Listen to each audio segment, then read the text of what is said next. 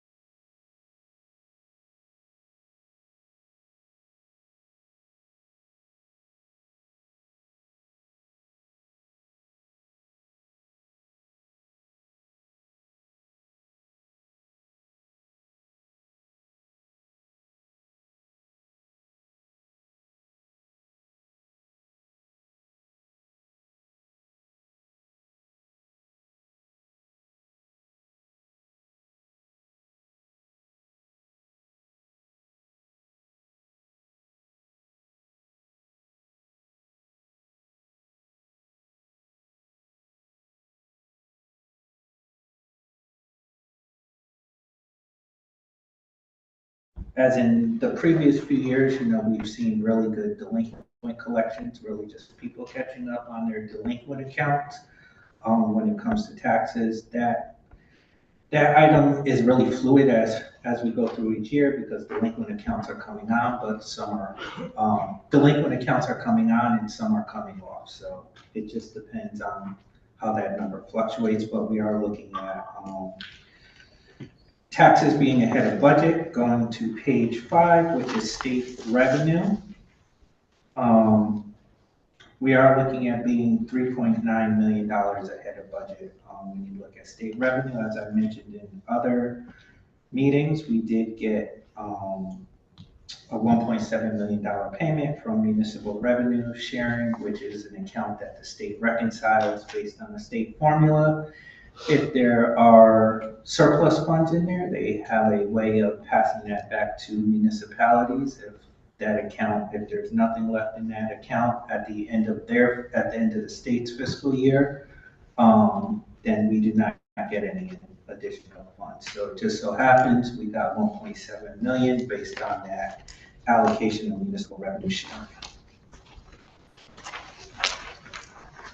Looking at page 6 really details a lot of our local revenues. One thing you will notice, which is towards the middle sort of section 3, is building permits. So we actually did get additional building permits, more than we anticipated. In the prior months, we were actually projecting being under budget, but we are now over budget by $1.5 million in building permits. Interest income is the amount of funds that we receive in the bank accounts. We have seen some good investments on returns, so that revenue line item is actually projected to be 2.9 million ahead of budget. And then towards the lower end of the page, the local revenue that we're really projecting under budget, which we talked about prior, is parking tax. That's something that TTNP is working on, but we are projecting being under for the fiscal year. And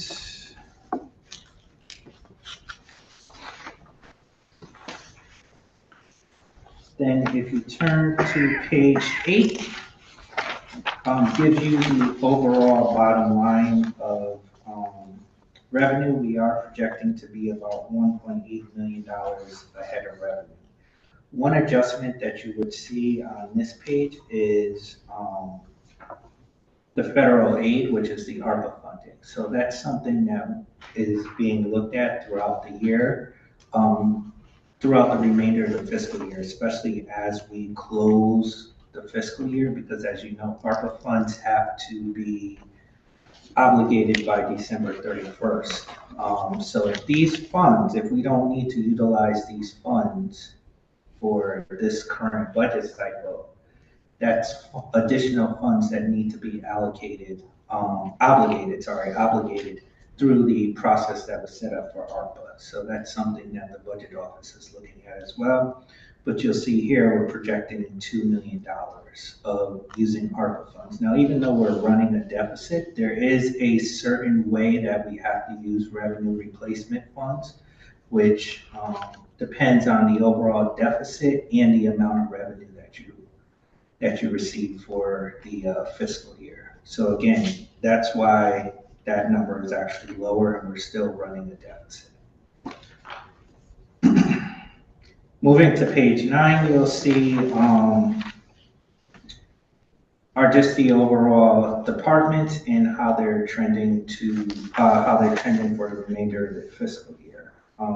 Obviously, the biggest departments that we watch are police and fire, which are both trending towards a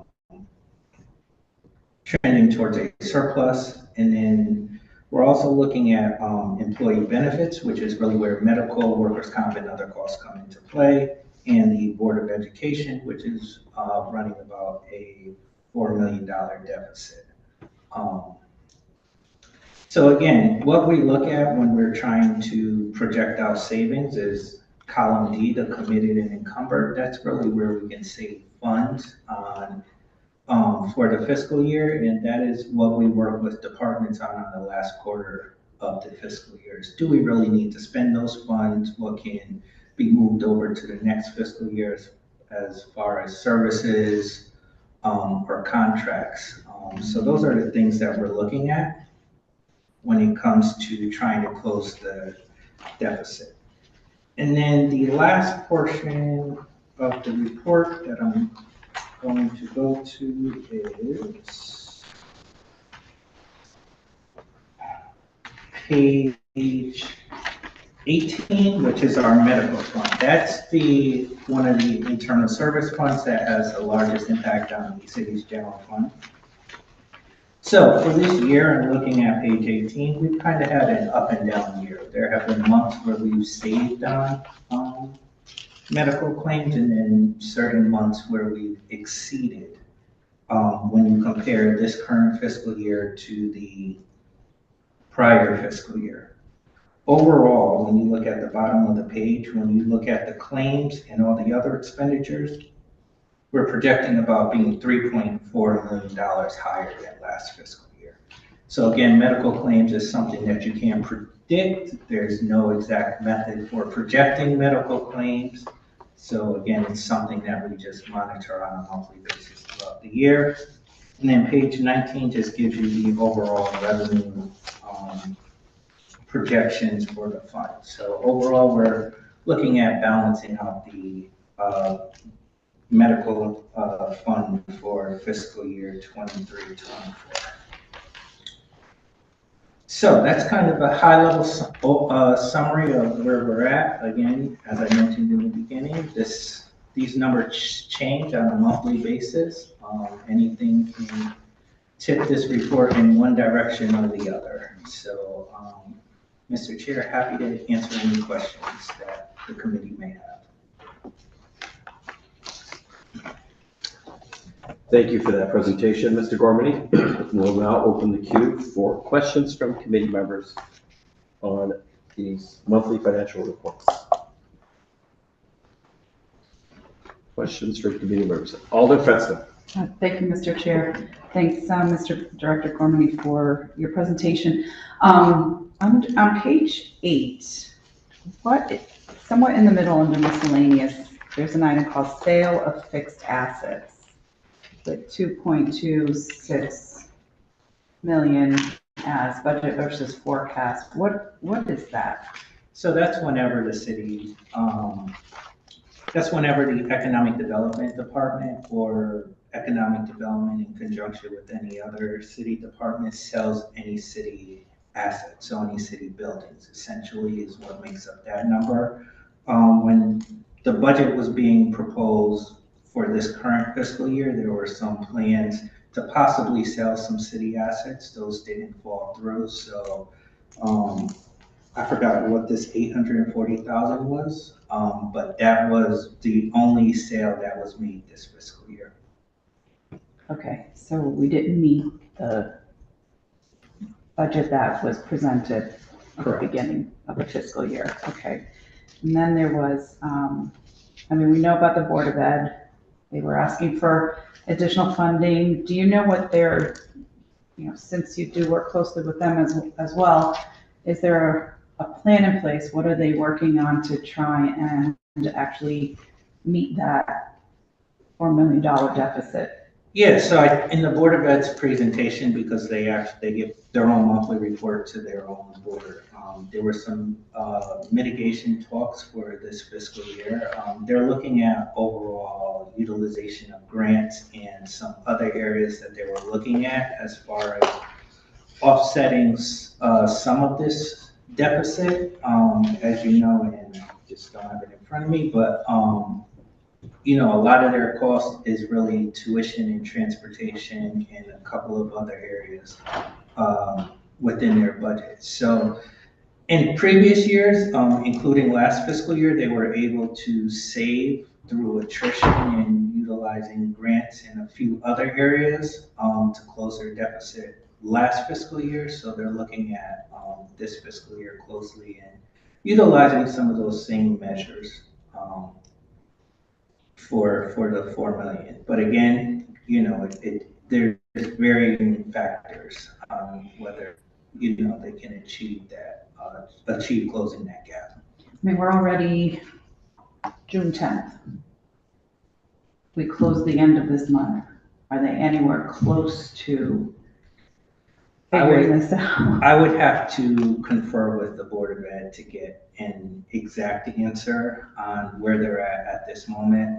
The fiscal year ends June 30th, but that's not exactly when we close. So there's other Couple more months. factors, Yeah. yes, that can go into that number. Right, but, technically the books close and then we look at everything that has happened through the year over the next couple months too.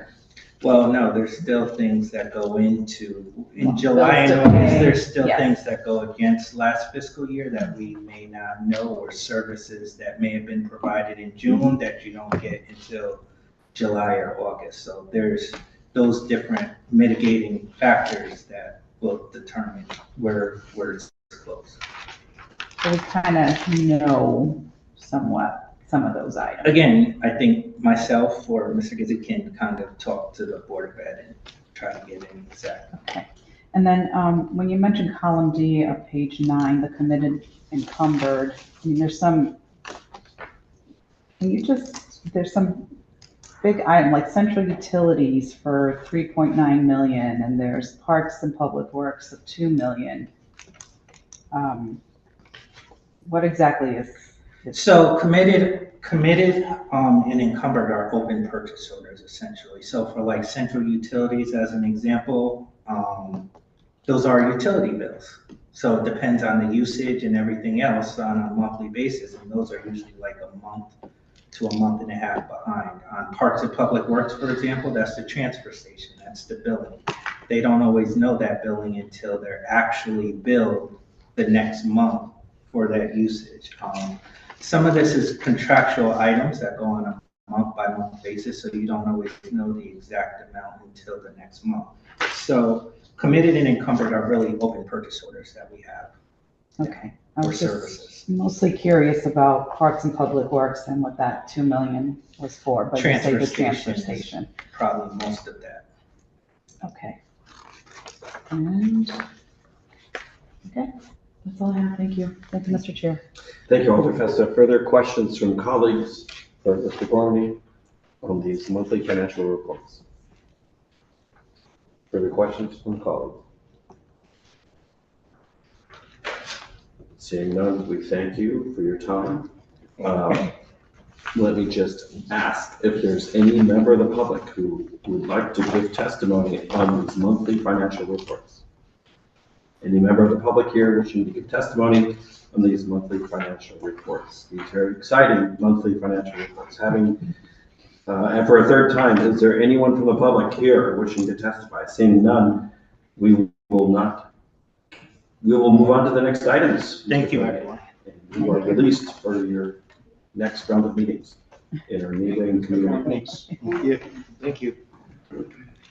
I'll just say again that we took items 5 and 6 first because Mr. Gormley had a meeting commitment in West Haven, and now we will go back to the beginning of our agenda. Item 1, which is a request to increase the legal services agreement between the New Haven Board of Education and Bertram Moses PC. Thank you for being here. When you are settled, please give us your name and address for the record, please. My name is Tiffany Jackson, 938 Wintergreen Avenue, Hamden, Connecticut. Thank you, and the floor is yours. So I'm coming before you today looking for an increase in 2 of our contracts for legal services, both for Bertram Moses. One is the agreement. The original amount was $50,000 for general litigation to go from $50,000 to $80,000 based on our projections. And did you want me to stop and then go to the next one, or You questions? can describe them both. Yep, and then the second one is really rooted in special education costs and litigation, looking to increase that contract amount based off of our projections from $80,000 to $140,000. not to exceed 140,000.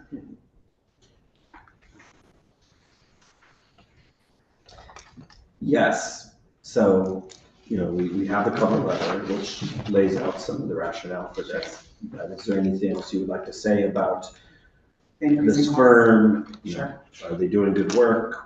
Why are those increases needed? Sure. So I'll give you an overview. Bertram Moses has been a long-standing law firm that we've utilized in our district. We feel that their rates have been somewhat competitive, and actually for quite some time. They not only, they primarily handle our special education legal services, but at one point in time, they handled a lot of our services in district. So we have a long-standing history with them. We are very satisfied with their work. I will tell you, and I'm saying this just as my job in overseeing special education, the litigation costs, putting forward some of that money does save us money in the end, because sometimes some of the things that we may be litigating are things that could eventually cost us hundreds of thousands of dollars over a year's end.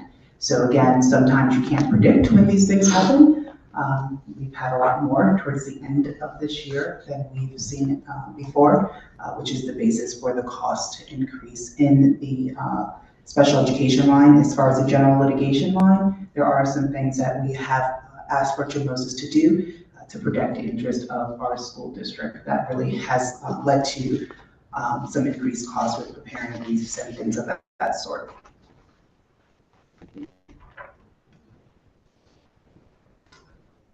Okay. Now I don't know if there's anything else. No, this was your chance to Yep. lay it out.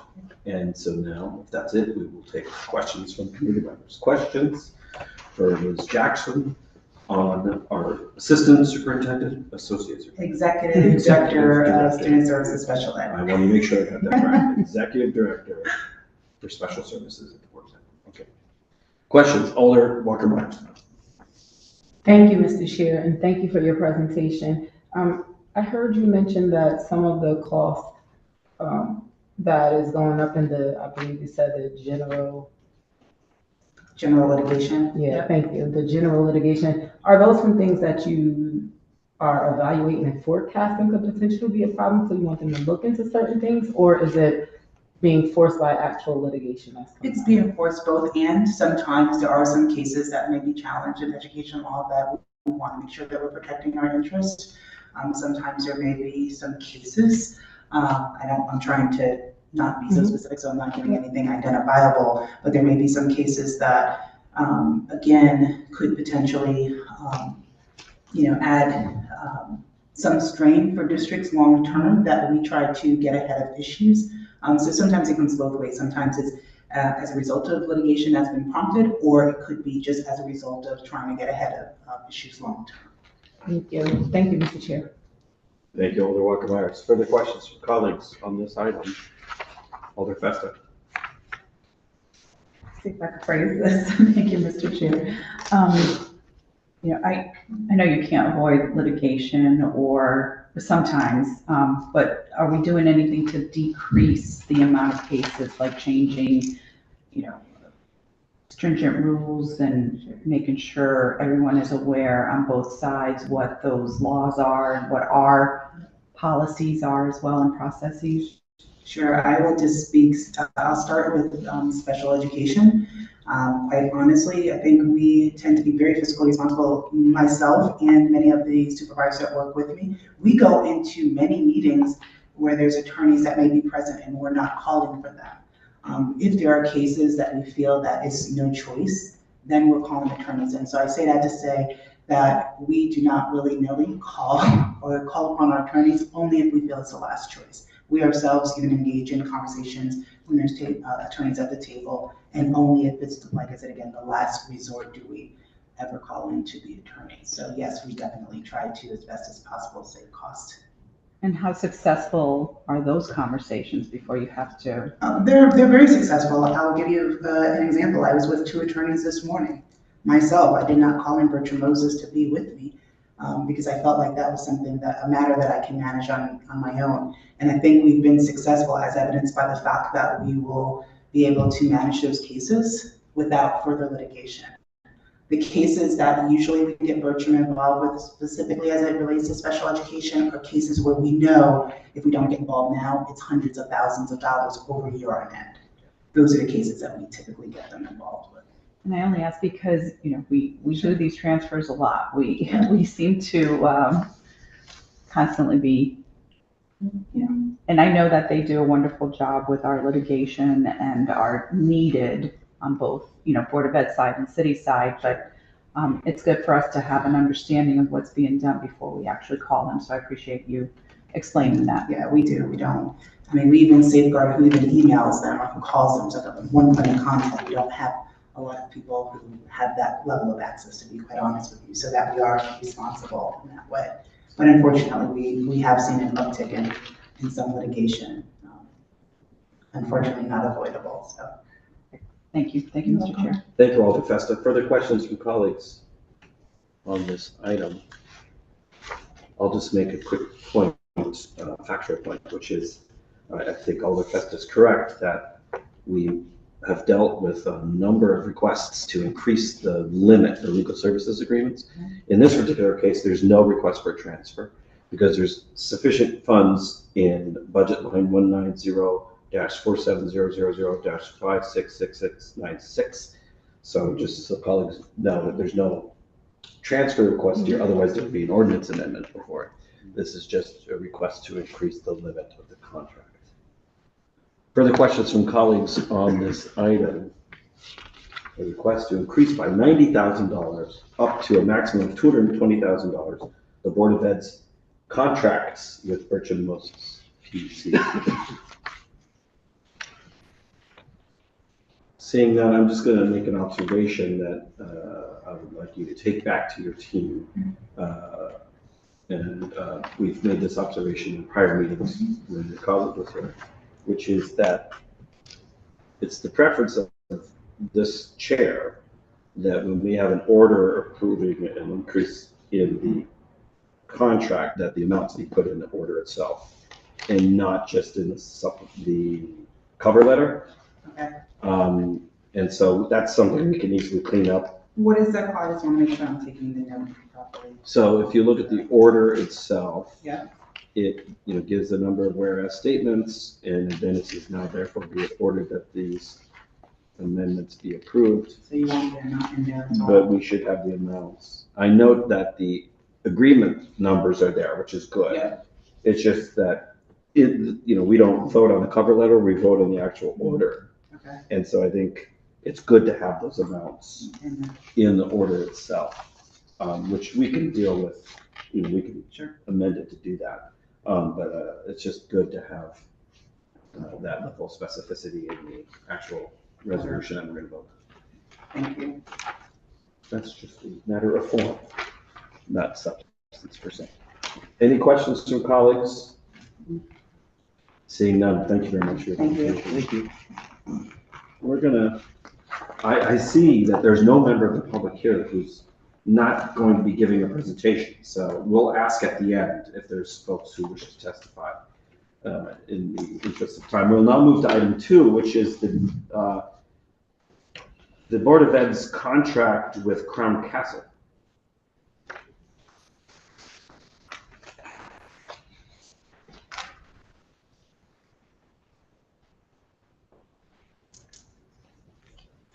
Good evening, sir. Name and address for the record, please. My name is Michael Simeone, 639 Tamarack Road, Cheshire, Connecticut. Now I'm the new Chief Technology Officer for the City of New Haven, and I also have responsibility over the IT of the Board of Education. Welcome. Thank you for being here. Well, thanks for having me. It's always a pleasure. So the floor is yours. Please explain briefly what's before us. Yeah, what I'm going to be presenting tonight is a multi-year contract. It's 5 years with Crown Castle Fiber. They're our main data network provider for us. And what you have in front of you is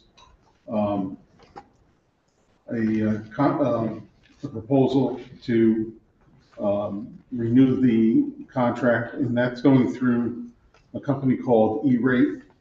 And they provide us really sharp benefits to reducing our data. We only pay 10 cents on the dollar. So, and each one of our schools, just to give you an overview of the size of our data network over at the Board of Ed, each one of our schools has a 1 gigabit pipe that is connected to the Board of Ed's data center. And our 5 largest facilities run on what is called a 10 gigabit fiber ring, which means that all 5 schools run on one data circuit. And if one school is only using a portion of that, the rest of the schools can use the other portion. The reason why we do this, having the 50 separate 1 gigabit lines, is that if one school goes down, it doesn't affect the entire school network. There is a business resiliency project going on that will mitigate that risk going forward. We hope to have that in place by the next start of the school year.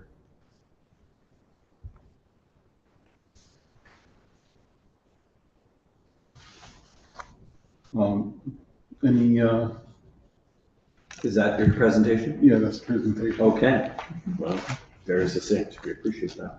Questions from colleagues on this item? Questions from colleagues, the multi-year agreement with Crown Castle to upgrade the wide area network. Okay. Alder Festa. Thank you, Mr. Chair. Just quick, so I see that there are some schools listed here, and so those are the ones that are being affected by this. Yeah, all the schools, all 50 locations, Okay, all If you- 50 locations, if but you're looking then, at the detail. so there's the Gateway Building, Hill House, Wilbercross, Columbus, and Hill Central. That run on the 10 gig fiber Okay. ring. So those are the ones that run on the 10 gig fiber ring, and then everything else has their own 1 gigabyte. Correct. Okay, thanks for that clarification. And then the amounts are here, so the total is 2.7 million, and after the E-rate is applied, it's 272, or can you explain that? Yes, the total contract value is 2,722,500. After the E-rate discount is applied, our overall cost for the 5-year period would be 272,250. So if you take the annual cost, let's say for this upcoming fiscal year, of 544,500, with E-rate applied, our payment is only 54,450. And we're locked in for the 5 years. And we're locked in From for the 5 years. on that. 24-25 to 28-29. Correct. Okay, with an opportunity, obviously, to go out for an RFP after that, and Yes, we'll try to do that through the E-rate program because of the steep discount. We want to make sure whatever vendor we're sending the RFP out is a member of that E-rate program. And is that what we did here? Well, this is a carryover from, From, we had it previously, Crown Castle through E-rate. okay, So we just continued with them this year because we're continuing to re-engineer the network. And so they added a lot of services and facilities for us. So we just kept them for this year. And they're very good. They are a very good vendor. They're very reliable. okay. And, I mean, how do they compare to other vendors that you may have heard of, or their reputations? Well, the reputation is very good. There are large data vendors out there. You look at Comcast.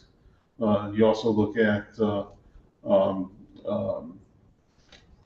Fiber One. They're another large fiber carrier. So But- okay, But I'm not entirely sure they work with E-rate.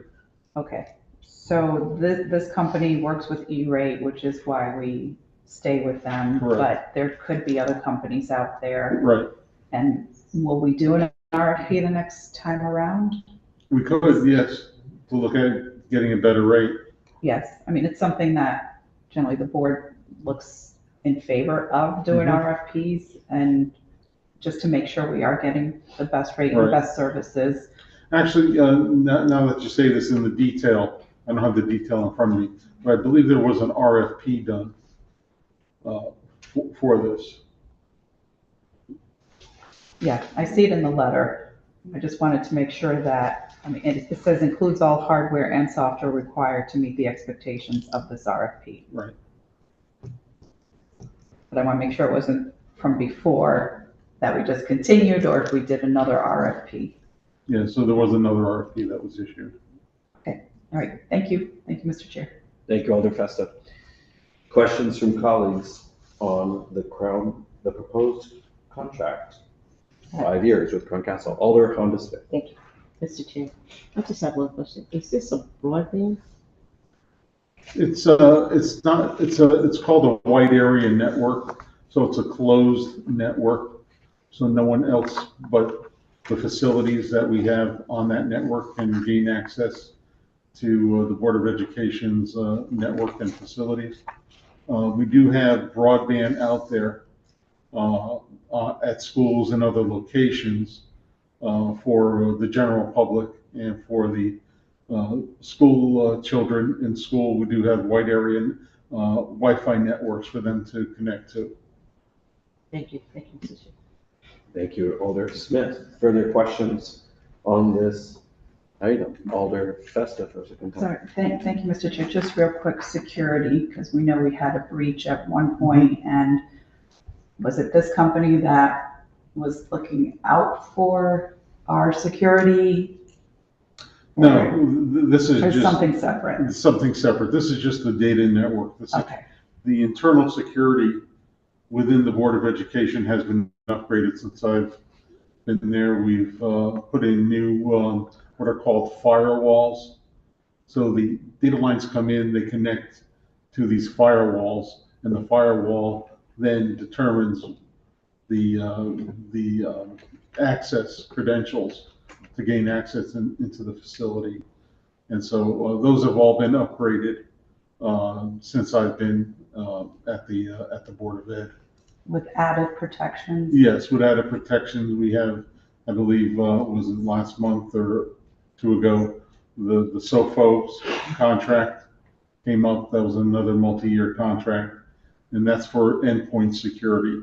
And that's where it really starts. It starts on the device to protect the enterprise. So nothing that's on the device can get into our network.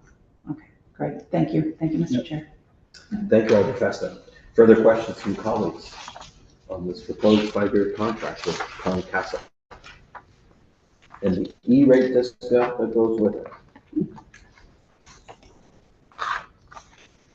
Seeing none. Thank you for your presentation. Thank you. We will now proceed to item 3, which is again a contract between the Board of Ed and an outside vendor. This one, Artis Energy Solutions.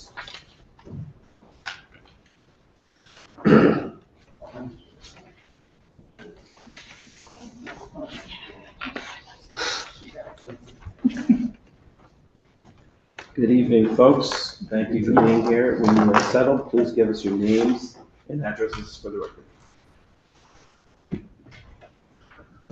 Michael Finley, 11 West Walk, West Haven, Connecticut, 06516.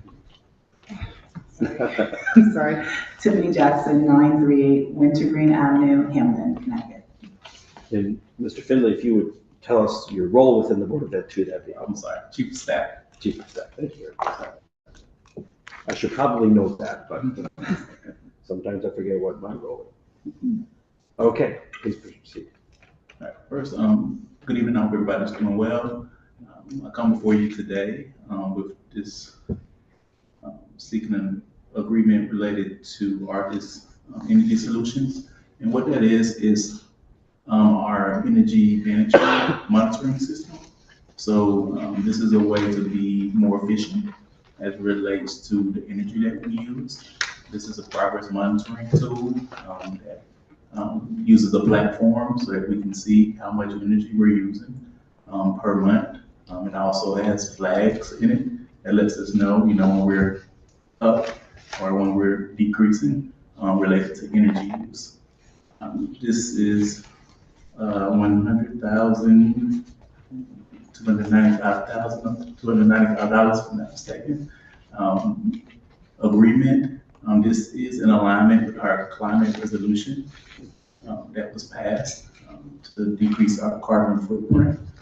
So this is a part of the strategy that we are utilizing to let data inform our decision making.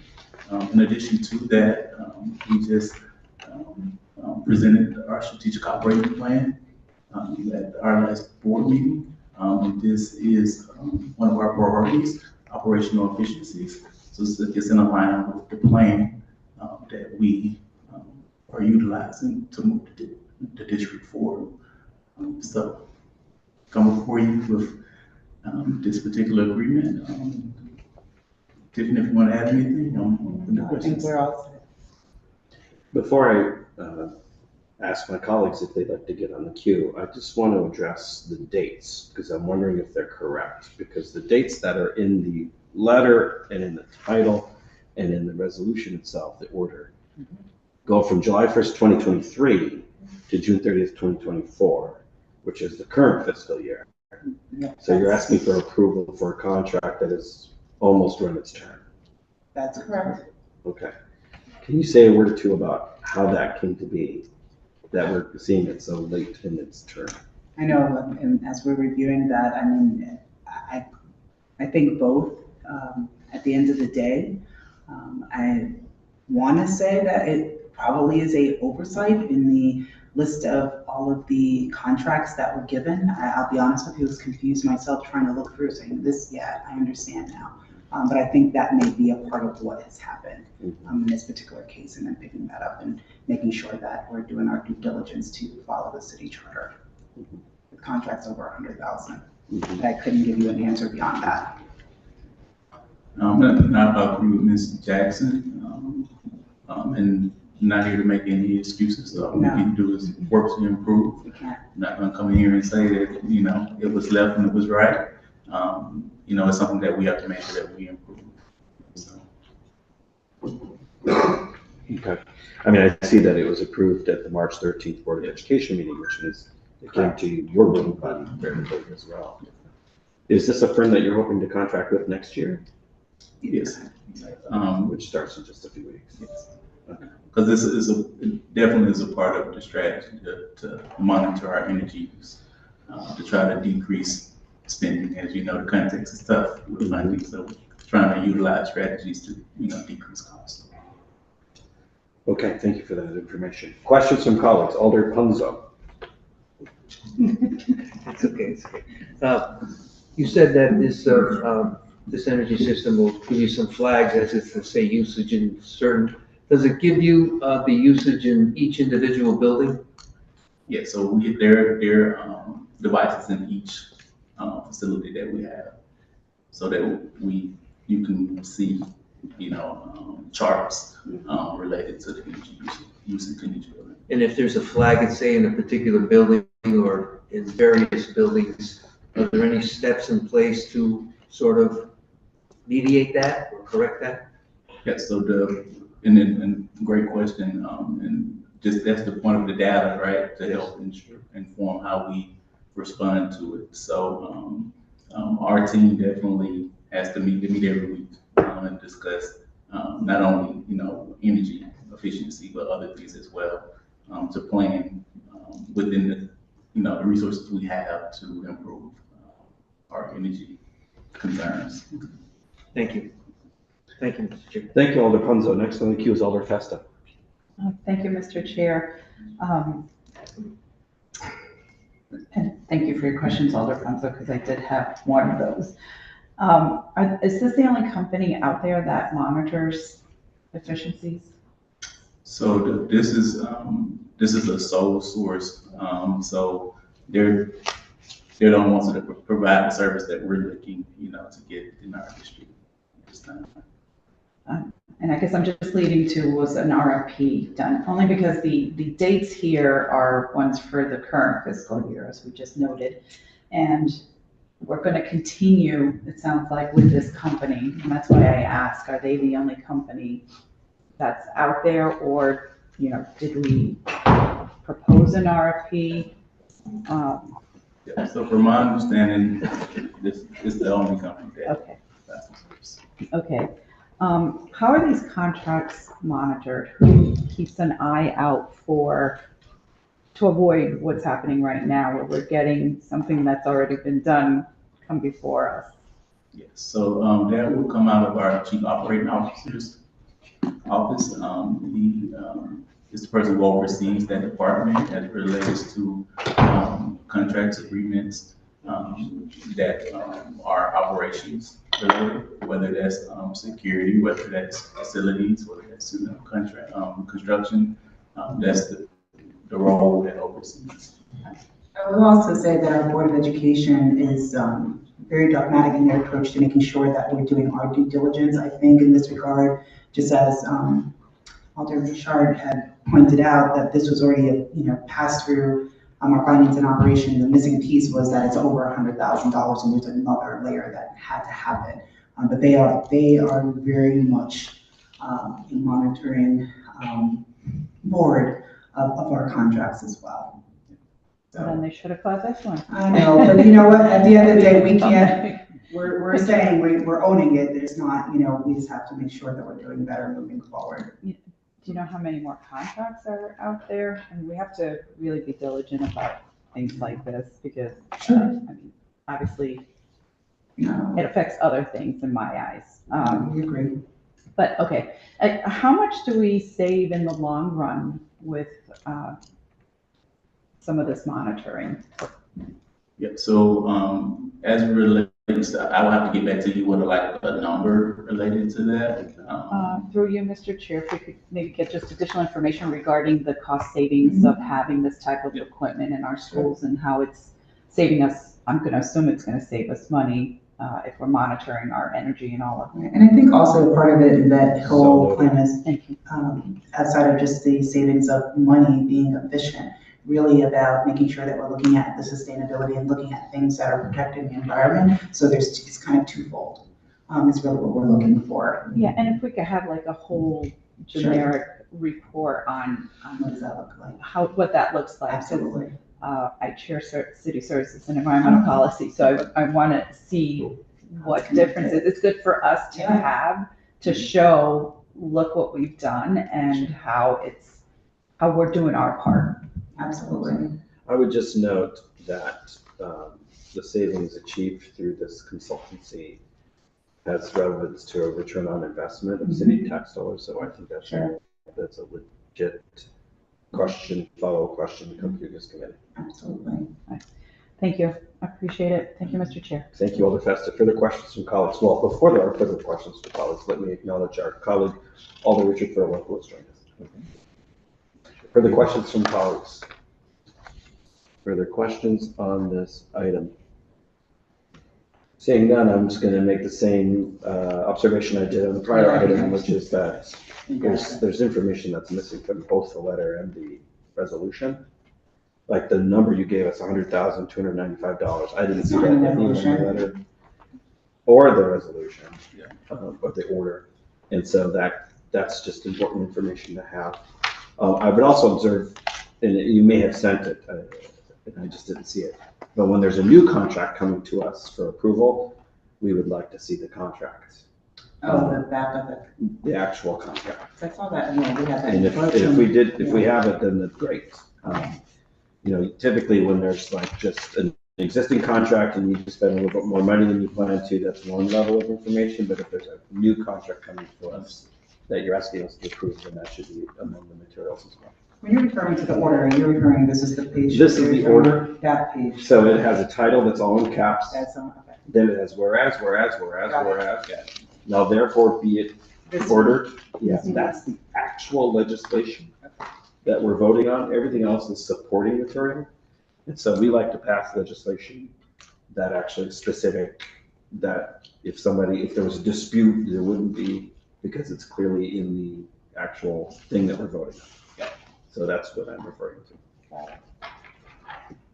In this case, if it were a transfer, it would be an ordinance amendment, but in this case, it's an ordinance. Further questions from colleagues on this item? Oh, thank you. I'm just gonna take it back. Seeing none, thank you for the Thank you. presentation. Thank you. Since this is the final item this evening on the Board of Ed, let me just quickly ask, is there a member of the public here who wishes to testify on these items related to the Board of Ed? Is there a member of the public wishing to testify on these items? And for a third time, is there a member of the public wishing to testify on these items related to the Board of Ed? Seeing none, thank you very much. You're welcome to stick around for our deliberations shortly, but your moment is done. My motion. In the meeting this evening. We'll now move to our final item. I'll just mention again that we proceeded first with items 5 and 6 because our former Director of Management and Budget had to leave. So the monthlies have been heard.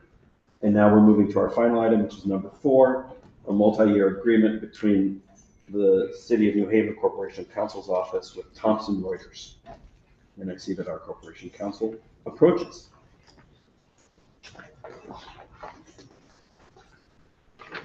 Good evening. Name and address for the record, please. Patricia King, 32 Vista Terrace in New Haven. The floor is yours. This is an order requesting a multi-year contract with Westlaw, Thomson Reuters Company, which provides our computerized legal research services for the attorneys and staff in the office. We are currently at the end of a multi-year contract that ran for the last 3 years. There was an RFP for this contract. There really are only 2 providers in this business, Lexis and Westlaw. Westlaw is the preferred, was the preferred applicant for the services again. So we have a 3-year, multi-year contract with optional renewals thereafter, but I think that that would get taken up in 2027. So the figures are here in the proposed order. We don't have a contract for the most expensive service that Westlaw offers, if that's any comfort. They do have an AI component to their service, which we are not getting. And the attorneys in the office have used Westlaw for the past 3 years, and I think overall there's a general preference for the Westlaw platform as opposed to Lexis. But so that's what we're requesting is another 3-year contract with Westlaw. We really don't have an option other than a computerized legal research platform at this point, because that's kind of the standard in the industry, as it were. Waiting for books to arrive, which is what we used to have to do when I was at school, is not really very practical now. So that's our request. Thank you very much. The queue is now open for questions from colleagues. Alder Santana. What's the difference between LexisNexis and Westlaw? I think the way that the searches are done is somewhat different. I know generally the lawyers in the office are more familiar with how Westlaw works. So that's the general. I myself haven't used Lexis very much. I think Westlaw is a lot more commonly used. So the lawyers are familiar with it. I think you can probably access pretty much the same material. You can. That's why I'm asking. Yeah. And I think there was a difference in pricing. Well, I know they're not that expensive, so that's why I'm asking the question. We use it all the time. Okay. And I know that they do based on usage. It's based on a usage fee, the amount of usage that your department would be using. Yeah, these are based on the number of licenses we have. And licenses. Yeah, that's what this is based on. I didn't myself engage in the negotiation, so I can't really tell you the details, if you're interested, I can certainly provide you with the information that I know. I'm just curious, because we went over that at a company I was at just recently.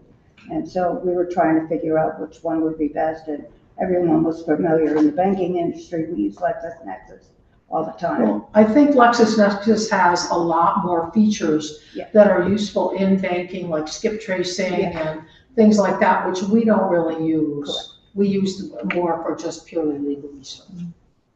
Got it. Thank So you. there may be a difference in that. Thank you. Thank you, Alder Santana. Further questions from colleagues? Alder Festa. Thank you, Mr. Chair. Just out of curiosity, you mentioned that that Westlaw offers AI. What would AI provide, if anything, and what is the additional cost to that? I don't know what the cost is. I know but because of the cost savings, we did not really seriously explore it. I have never used it, but I can tell you anecdotally, a friend of mine used it and asked it to write a brief based on Connecticut law. And he said it produced a very excellent product. Now, I know there's been a lot of media about lawyers who have used AI and have gotten caught by the courts because either the cases weren't real or, so the lawyers didn't come out looking so good, but I know this friend of mine is a good lawyer and used it, and he loves it.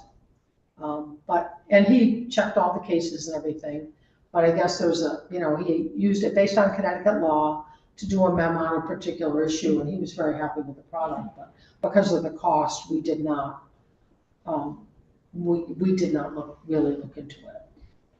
Would something like that, though, increase productivity, which in the long run would decrease cost?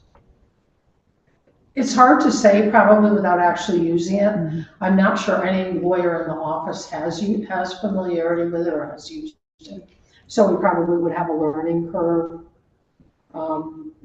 So I can't really answer the question. I mean, I'd be happy to let you know what the additional cost would be if you'd like to fund it. We'd probably like to have it. It's more out of curiosity as to what AI will provide and if it would be to increase productivity, which in the long run decreases cost. But no, just more out of curiosity as to what AI would do for. Yeah, that's what I understand it would do. But to be honest with you, I think a lot of our lawyers in-house handle state court cases. We handle the fall downs and the car accidents and some of the police cases. And so a lot of the research is within Connecticut. So I'm not sure, while AI would probably be fun, I'm not sure that it would really would be worthwhile on a cost effectiveness basis. Thank you. Thank you for that. Thank you, Mr. Chair. Thank you, Alder Festa. Further questions from colleagues on this item? The 3-year contract with Westlaw. Further questions from colleagues on this item? Any questions from our AI members? No, we don't have that would be artificial intelligence. We have no AI alders. Any questions from colleagues on this item? Me? AI? I'm a meme. Are you a me? Just joking with you. All right, yes, I opened that door. You opened the And you door. walked right through it. And now I'm gonna shut it. Any further questions from colleagues? Seeing none, thank you for your presentation. Thank you so much. Thank you.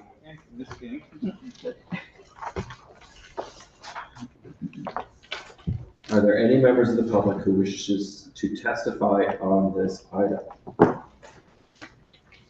And for a second time, is there a member of the public wishing to testify on this item?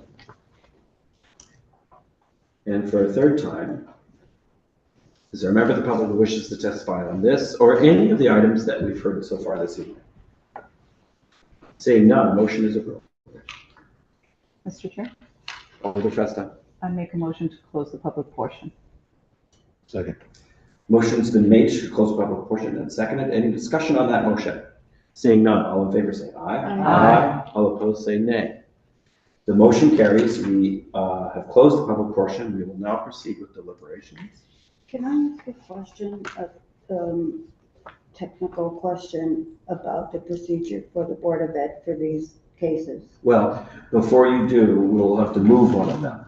And then you'll be able to discuss All right, that because I wasn't sure why we're doing this, so, So okay, thank when the you. moment comes, you will ask your question or Thank make your you. comment. It's Alder Festa. I move item 1.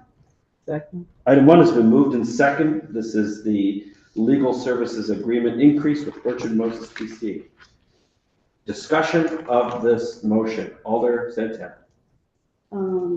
Technically, I would like to know that, the Board of Ed makes their own budget. Why do we approve it here?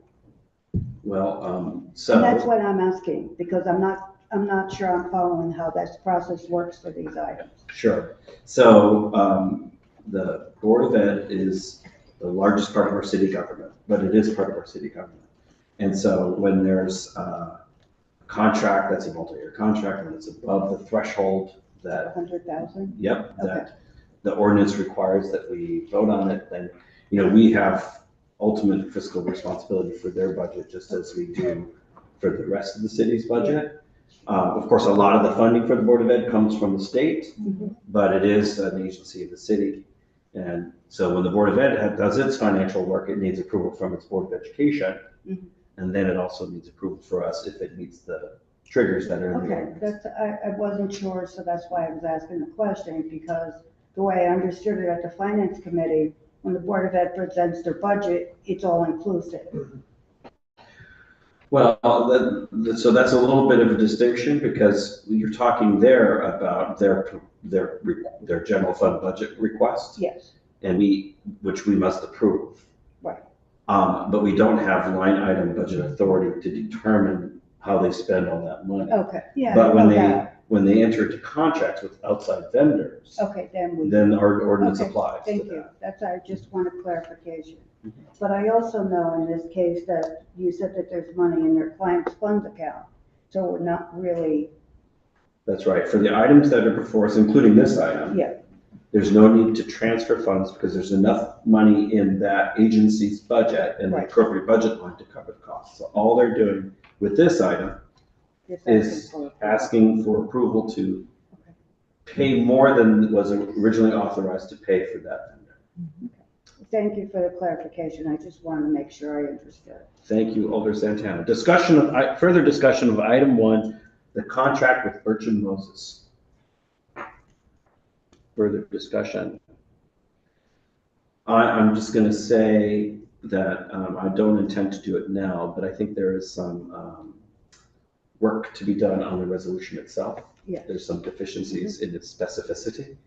And what I will do is work with city staff and the Board of Ed to make sure that there's a more specific, more sufficient version of the order that we can see at our second reading, and have a substitute amendment for that.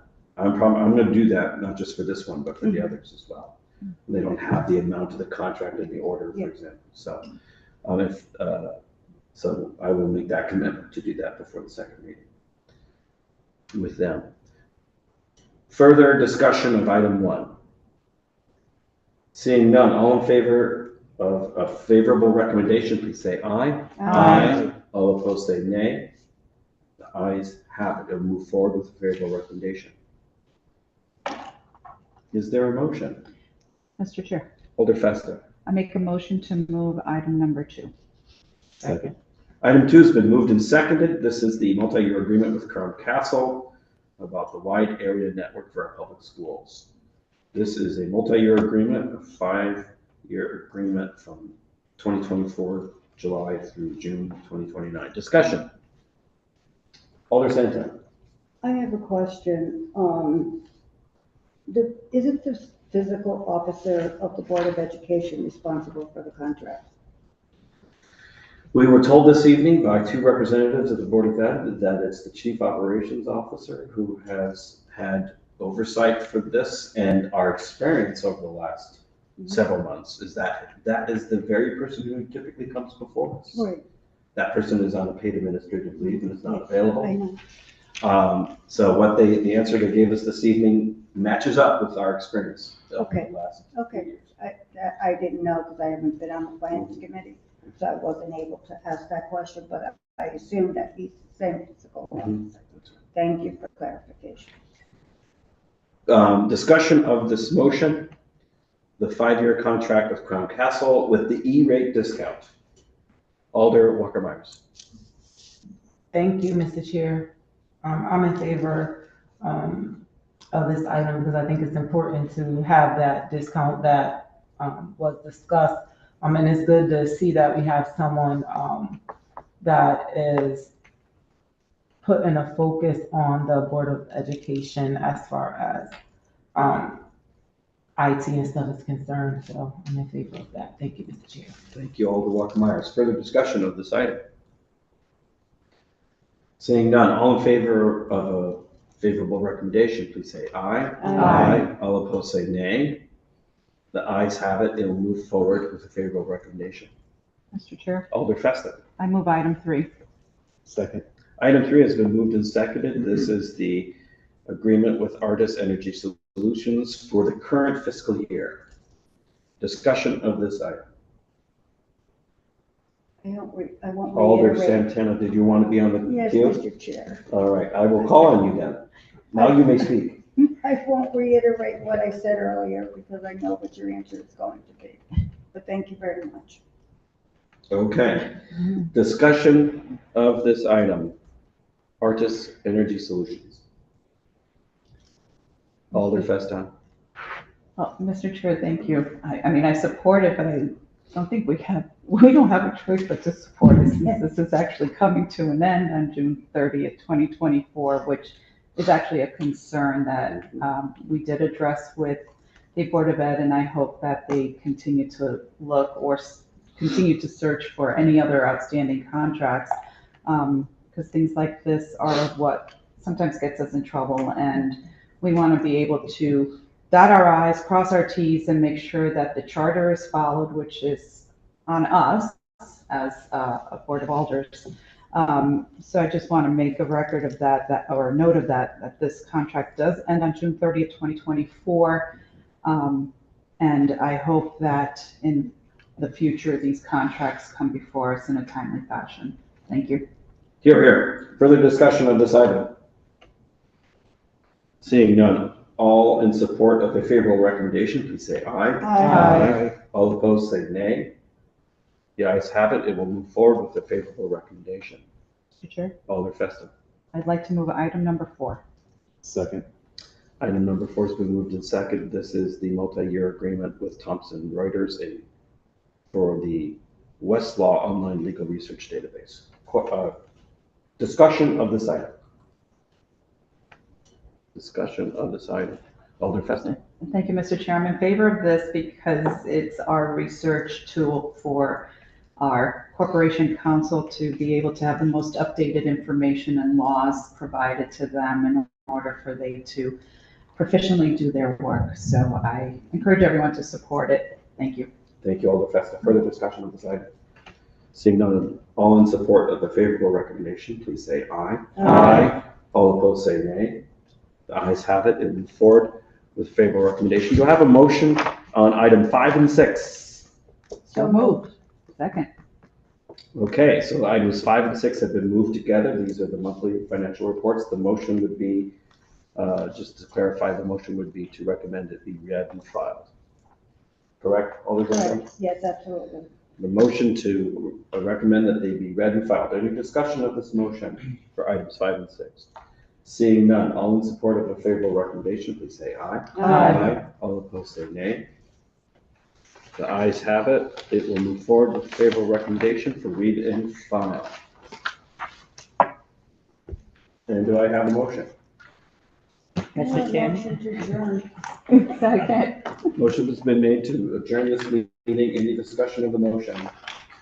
Properly made and seconded. Seeing none, all in favor, please say aye. Aye. All opposed, say nay. The ayes have it. We are adjourned.